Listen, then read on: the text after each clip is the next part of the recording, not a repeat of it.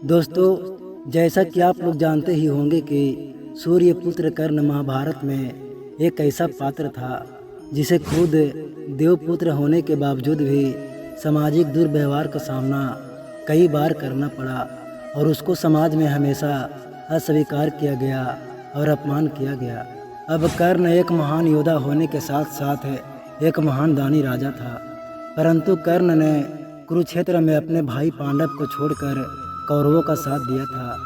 परंतु कौरवों का साथ देने के बावजूद भी भगवान श्री कृष्ण ने कर्ण से खुश होकर उसे उसके अंतिम समय में वरदान दिया। लेकिन आखिर अर्जुन ने उसे क्या दिया, आइए जानते हैं।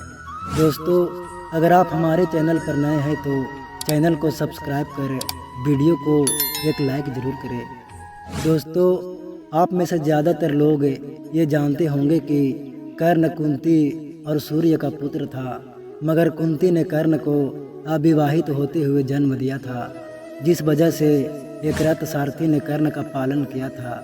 यही एक कारण था जिसके वजह से कर्ण को सूत पुत्र कहा जाता था। और साथ ही अविवाहित माता से जन्म और रथ सारथी के पालन के कारण दानवीर कर्ण को कभी भी समाज में ना ही सम्मान मिला और ना तो अपना अधिकार।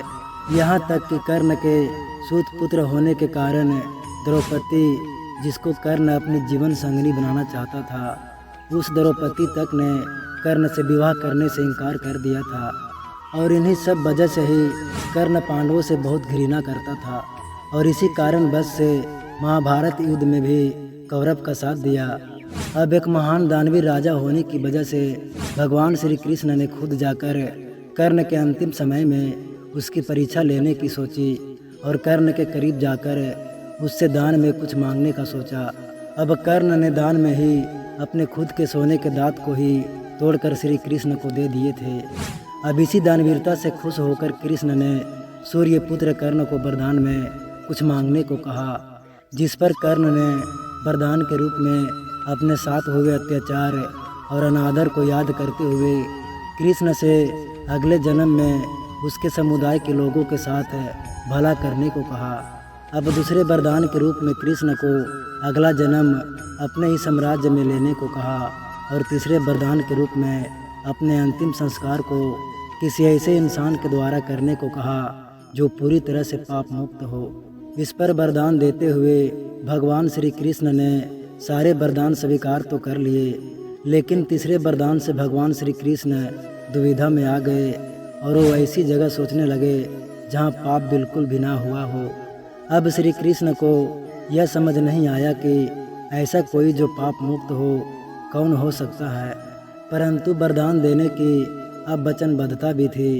इसी कारण दानवीर कर्ण के अंतिम संस्कार की क्रिया भगवान कृष्ण ने खुद अपने ही हाथों से किया और कर्ण को दिए हुए वरदान को भी पूरा किया।